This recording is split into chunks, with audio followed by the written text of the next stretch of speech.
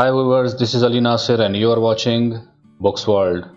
Viewers, if reading is your hobby and you are looking for some quality books, then you have come to the right place because in this channel, we are going to give you deep analysis of some of the great books of all time. But before that, please subscribe our channel to get updates about our new videos and also click the bell icon down below. Books are not only your best friend, but also let you to have some quality time. You may have heard that famous Chinese proverb that after 3 days without reading, talk becomes flavorless. So always have eloquent conversation by reading quality books. It not only increases your level of good knowledge, but it also guides you on every single step of your life. So let's start. The book we are going to analyze today is one of the finest quality of literary work. We are talking about the prominent Brazilian author Paulo Coelho's The Alchemist. Viewers, more than 100 million copies of this book have been sold so far, and this book is translated in more than 80 different languages. The Express Tribune gave credit to this book in these words: "Every few decades, a book is written which changes the lives of its readers. The Alchemist is such a book." Before we start exploring this book, let us to share something about the author of this book. The Brazilian author Paulo Coelho wrote this book in the year 1988. In the beginning, only 900 copies of this book was published in Portuguese language. In an interview, he said that he was 41 at that time and he was very desperate about this book, but he never lose hope and keep struggling for the success of this book, as he was living his own metaphor. In the year 1993, the author got this book translated into English language on the recommendation of an English tourist, which was published in 119 countries and gave the fame to this book overnight. Viewers, we have already told you that this book has been translated in more than 80 different languages. Paulo Coelho assured that each new language should have local taste of that language. For that, he worked very hard with the local publishers. This book remained in the best-selling list of the New York Times for consecutive 300 weeks. In year 1994, the book was translated in French language, which further increased its reading cycle. In 2002, Portuguese Literary Journal declared this book one of the best-selling books in the history of Portuguese language. In 1994, Paulo Coelho sold the rights of this book to Warner Bros. For film production, which is still under process due to some unknown issues. So let's find out the magic of this book. Viewers, there are a number of books written on this topic, but no book has ever reached close to the fame this book has collected. The book is about an Andalusian shepherd named Santiago, who used to graze his flocks of sheep in the pastures of Spain.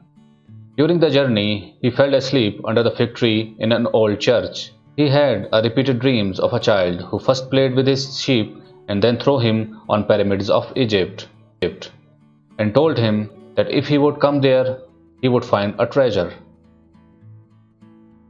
He went to an old gypsy woman who interprets his dream if he promises to give 1/10 of the treasure to her if he found it. She told him that the dream will come true and he would find the treasure as told by the child about it. And children always speaks the truth, and dreams are the mean of God communication. He went to the seaport of Tarfa, where he came to sold the wool of his sheep every year. He met an old man who told him that he is a king of Salem. First he hesitates to accept that he is the king, but when he saw gold armor under his clothes, he realized that the old man is indeed a king and hid out his identity to avoid thieves and street offenders. The king said that if he agreed to give 1/10 of his flock, he would tell him about the treasure. The king gave the shepherd 2 stones of white and black color and told him that white color means yes and black color means no. That whenever he find it difficult to decide something, these stones would help him in his decisions, but told the shepherd to always ask sensible questions. The old king advised him never step back from your life goals, because when you want something, all the universe conspires in helping you to achieve it. He also met a street criminal who told him that he would have to cross a desert to reach the pyramids, but fools him and loots all his money and vanished into the market of Tarfa, which the shepherd gained by selling his flock of sheep to have money to reach the Egypt. Now he didn't left his flock, nor did he left anything to go back to Spain. In a state of depression and anxiety, he went to the shop of crystal merchant at the top of the mountain and said to him that he would clean all the crystals if he would give him something to eat. He worked in that shop and gathered that much money to go back to Spain and have his flock of sheep again.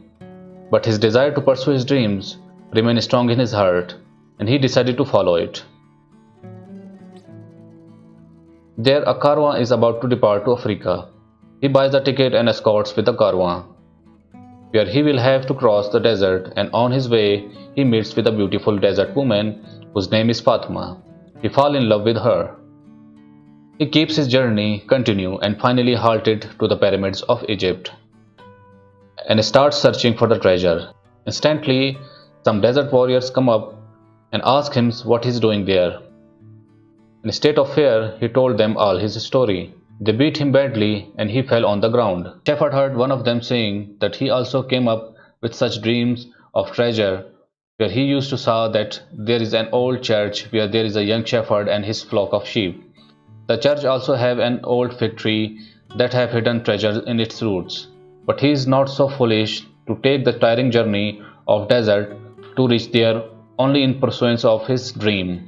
Shepherd stood up and have glanced at the pyramids.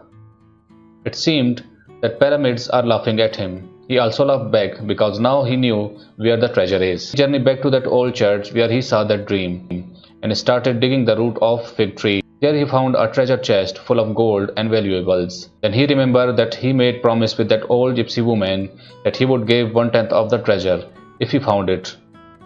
He felt a cold air on his face and a strange fragrance in that air too. He knew about that fragrance and started to go back to meet his love, Fatima. This book is a self-motivational book which tells us that if man continue his struggle and hard work, nothing is impossible to achieve. Viewers, we hope that you like this video. Stay connected to have more. Until then, stay blessed. Goodbye.